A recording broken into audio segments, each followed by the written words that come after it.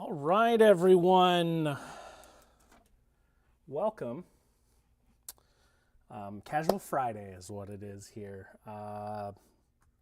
Looking at the latest data on snow on Saturday, we are in a difficult forecast scenario, I will call it, across central Iowa. I don't think the system's going to completely fall apart, but I am questioning the southern end on just how much snow we can see. We are streaming on WOI, variety of locations there. We're streaming on my Facebook page, Chris Kubal Meteorologist. If you want to interact with me, that's going to be the place I'm going to be tracking the comments. We're also streaming on YouTube as well. I do appreciate subscribing and liking the video. It'll help distribute my content across the platform. Big news in the sports world tonight. Coach Matt Campbell with Iowa State is out. We've already hired a new coach too. I apologize, I'm blanking on his name, but he's the head coach from Washington State. So something tells me this was in the works for a while. Okay, let's go over, show you the graphics now that we have a few people on. Here's the current scenario. Winter storm warning in pink, winter weather advisory in purple. I would say along the I-80 corridor and points southwards, I am not sold on significant snow at this point. Just looking at the data, I think we're seeing kind of a more northerly low setting up, and that's going to wrap in that dry slot, and it just does not look all too promising at this point. I've been parsing over the latest data through the evening here, and that's the way the trend started today, and I think we're going to keep it going. So I already made some changes to the forecast in the southern parts of our forecast area in the middle third of Iowa, and I think we'll have to even take things a little bit more extreme. So north of I-80, I think, is where the bulk of this storm is going to be, northern Iowa especially. I do think that winter storm warning is aptly placed, may need to expand northwards just a touch, in fact. So that's what I'm currently thinking on this. Again, if you want to jump in on the conversation, Chris Kubal, meteorologist, is going to be where I'm tracking the comments. Okay, couple things I want to run you through is the snow ensemble first. I'll just show you the raw output and kind of what it is saying. Now, I believe there's going to be a text box that pops up on here. If there is, just ignore that. I haven't updated it. Model number 1, I believe this is the Euro. Why don't I just jump into the snow ensemble so I can manually drag it. Okay, this is model number 1, which is the Euro, in case you're keeping tabs at home. This is this morning's run. It is one of the more further south solutions. While it's been very persistent in holding it like this, the cams are really starting to come in and pounding things a little bit further to the north. This is the GFS, also a further south model. Both of these are global models and are not quite as resolute as the cams. And we'll go into the GEFS, and this is the ensemble of the GFS. Okay, so those are the three most furthest south of the bunch. We've already showed you those first three, so let's go to model number 4 here. Okay, so this is getting into the NAM, which is largely an obsolete model at this point. It's no longer seeing any development at this stage in the game, but notice that northern shift. Now we're going to run into the graph, which is proprietary to our weather graphics provider. Okay, northern. And this is the HR. So you can see amongst the cams, models 4, 5, and 6, I should say the NAM's a regional model, but 5 and 6, and there's others that I don't necessarily ingest into the system that are holding more of a northern line. The cams are keeping things north. I'll show you here in a moment. First, I want to go and show you the forecast I've been holding through the afternoon. And I think we might have to trim a little bit on this southern edge. Good news is my range is already down to trace, so I may not actually have to trim all too much. I may just lower that to 1 and maybe trace down near the border. But kind of right around the I-80 corridor is probably what's going to need to be the most massaged at this point. 5.7, that looks good. Oops, that's the wrong keyboard. Those of you in Minnesota that might be following on my stream, why don't I go ahead and pull up the snow forecast for the region. And this has been my thoughts throughout most of the day. I'm starting to become more convinced that we'll see some numbers maybe exceed that 7-inch mark. Is pulling it from the cloud, so it takes a second to load in the data when we're not in play mode. And so you can see kind of the trend here. North Iowa, extreme southern Minnesota, kind of the breadwinners out of this one. Big key difference from last weekend, in case you're wondering, this is going to be a bit of a drier snow, more fluff factor, if you will. And in the end, that lets it stack up a little bit more easily. You get a little more bang for your buck for the moisture, so to speak. I think we're looking at about 1/2 inch moisture-wise out of the snow, and probably a snow ratio of about 15 to 1 out of this. So it's a little bit of a drier snow, and so that will mean some slightly higher totals. This is also going to be a little bit more swiftly moving through. A shorter time period we're dealing with it, but in the intensity might actually be a little bit more than what we saw last weekend, which last weekend was more of a long, drawn-out event. Now, don't get me wrong, there were some decent pops of snow in there, but this will be a little bit more of a heavy hit out of this. What else are we talking about? Oh, there's a little bit of a breeze. Gust to 25, I think, is going to be doable out of this scenario. And with the consistency of the snow, it will blow around just a little bit. Sean is asking any increase to the metro totals, and I think on the contrary here, Sean, I'm likely leaning to dropping that top end down just a little bit. I'm seeing a lot of signal that's pointing to a northern flare to this storm system. So why don't I, 1 second here.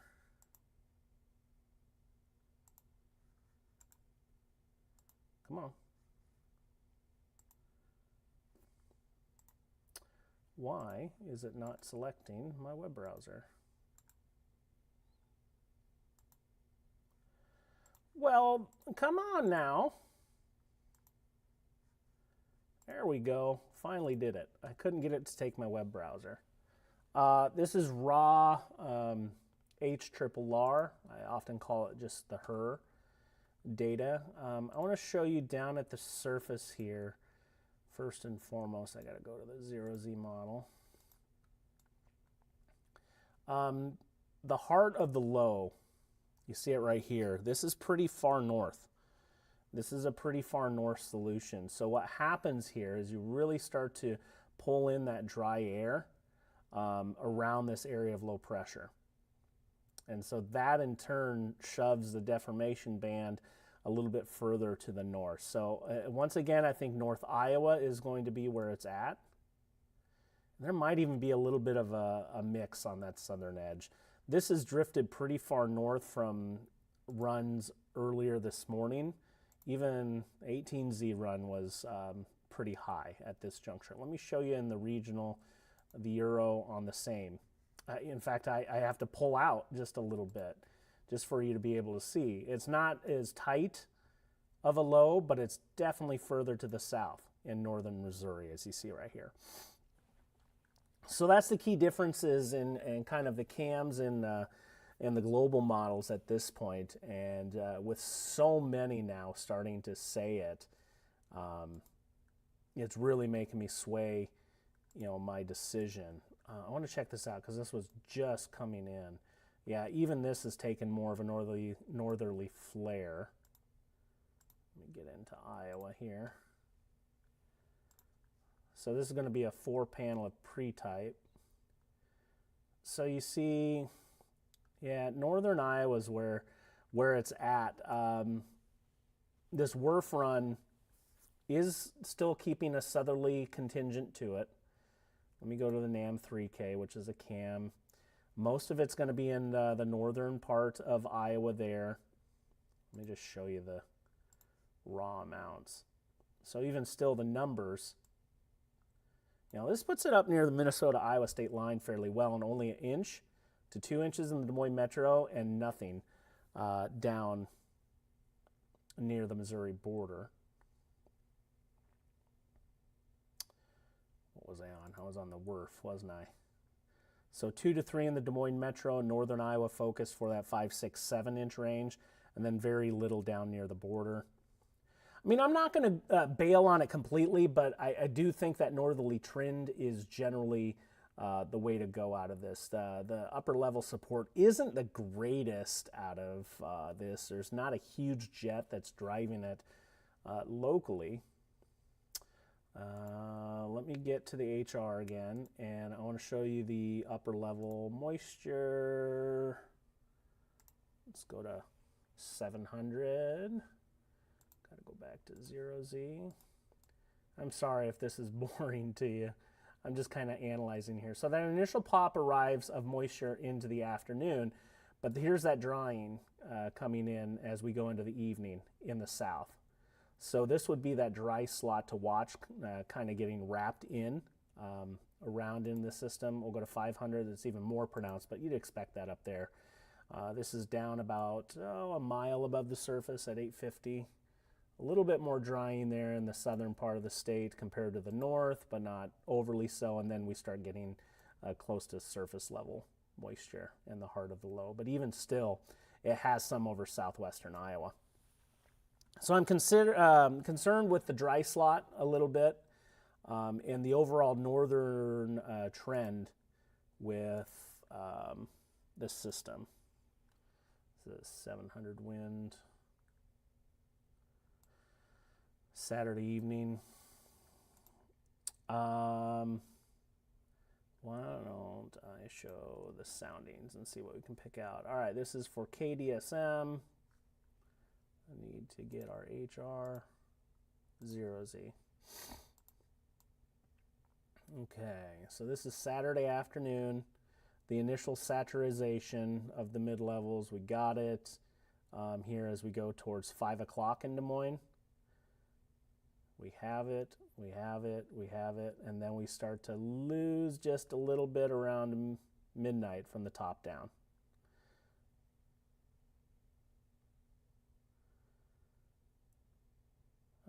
Yeah, there's pretty good lift in here, and the DGZ matches up, so I mean, it's there,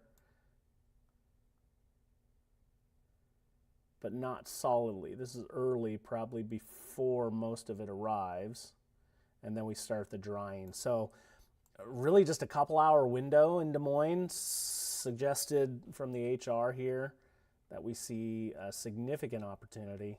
Once we go past midnight, we start losing the omega. That's the blue right there, if you can see. And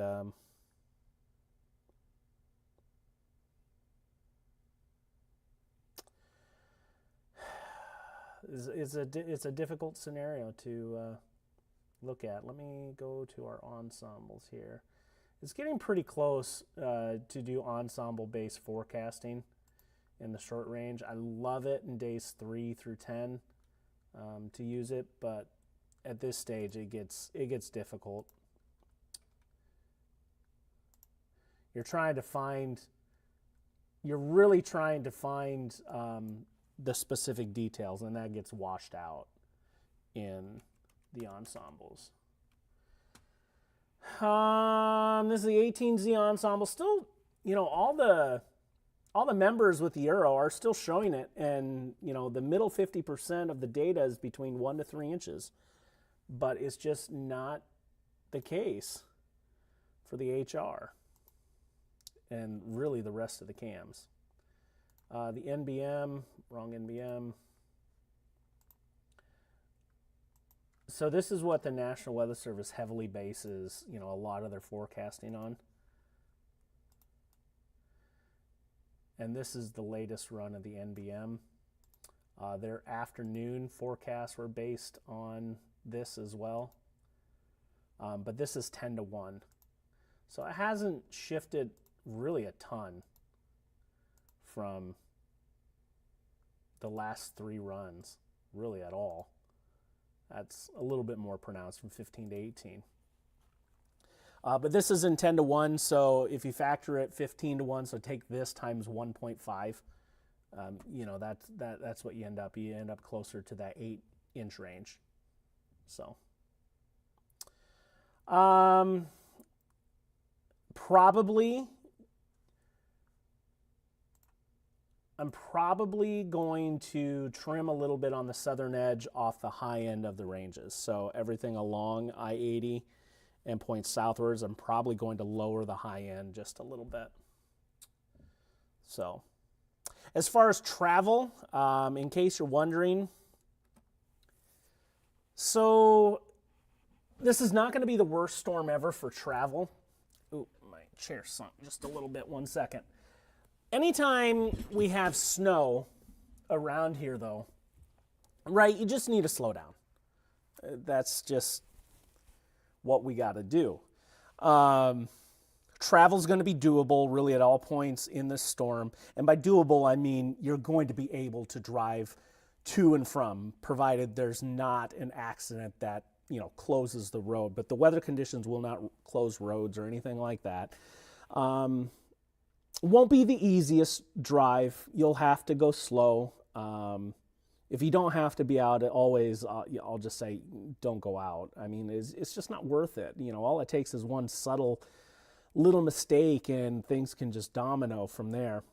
But we also, so much is out of our control. You're more reliant on other drivers, right, to be on their best as well. You can't see the lane markings, and there's going to be a bit of blowing snow out there too, so that's not going to help either. So is it going to be doable? Are you going to be able to travel? Yes. That's why I'm giving it a condition yellow here. I just sunk a little bit more. I don't know if you saw that. I'm going to give it a condition yellow both Saturday afternoon and Sunday morning. We do have a weather impact alert going from 3 p.m.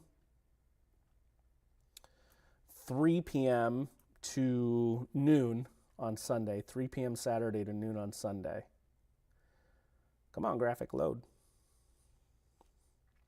I'll field any questions if you want to jump onto the Chris Kubal meteorologist page. If you're watching somewhere else, go ahead and drop into the comments. I'm tracking things there. This chair sunk down. I'm like barely on the screen now. But yeah, I think northern Iowa is due for a good 5 to 7 inches of snow up to about the state line. How's everyone's night going? It's a nice, easy, leisurely Friday night. Not too much happening across the state. Temperatures right now are mild. We're above freezing in most locations. Now that's going to be changing. We do have colder air that's pooling just to the north and west, and that wind is shifting around to the northwest tonight. So we will fall. We'll get there. We're just not there yet. I'd say after midnight we'll start to fall. Let me get in a better position. I'll show you the temperatures. Temperatures up to our northwest. How are we sitting? Actually holding at this point. 35 in Sioux Falls. We do have some 20s, Fargo and Minneapolis.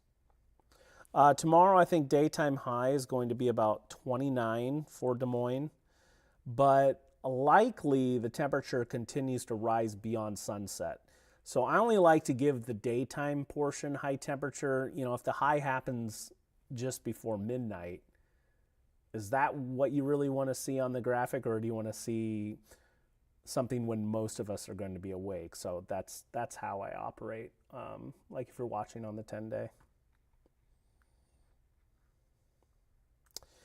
Anywho's, that's going to be kind of my update. We have some people dropping off here, and I think I'll drop off as well. I'm going to kind of analyze things a little bit more and maybe make some updates on things.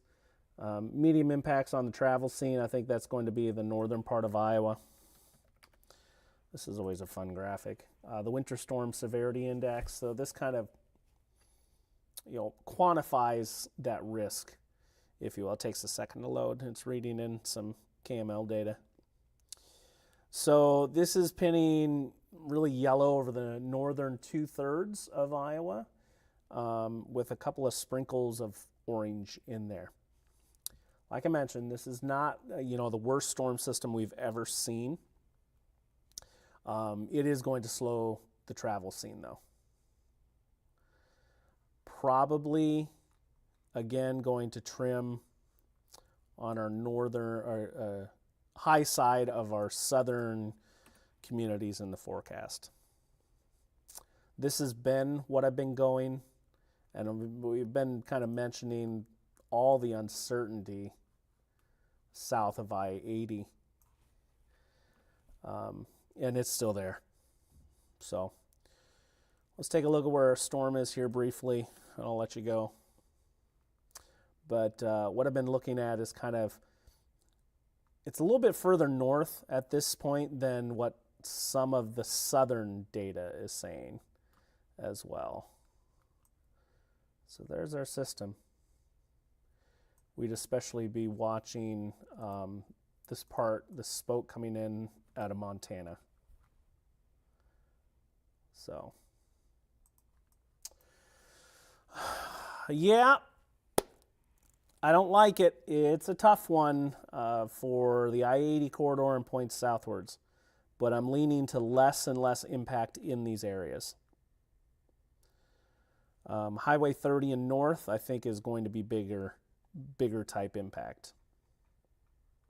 So I'll leave you on what I've been running as my snow forecast. I think I'll probably trim up the high side just a little bit on those southern communities, I-80 and points southwards. So get ready for that update. I hope you all have had a great Friday evening. I got to go get ready for a show. I'm kind of casual tonight. This is the way I like to kick it sometimes between the shows. It's better than wearing a suit at night, at least for me. But we get a decent crowd that's built back on. If anyone has any questions, I'll answer. I do appreciate you jumping on, showing the support you show Local 5 and myself. I try to keep things as real as possible with you. Just want to mention there's so many sources of information out there, and there are many that are just not the best. There are so many that are in it for clicks and shares, and quite frankly, just to earn money off your clicks and shares. And just know that I'm never going to steer you down a path that is like that. I want to be a reliable, trusted source for you. So if you ever see me animated about something, because I'm typically a pretty conservative guy when it comes to forecasting.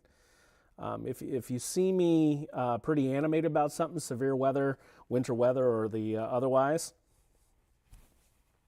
yeah, please trust what I have to say. I appreciate you. Hope this changes to the south drastically overnight, Adam says. I would love it. I am a winter fanatic. I lived in the land of 10,000 lakes for 15 years, and I bought a snowmobile, if that says anything, rather than a boat.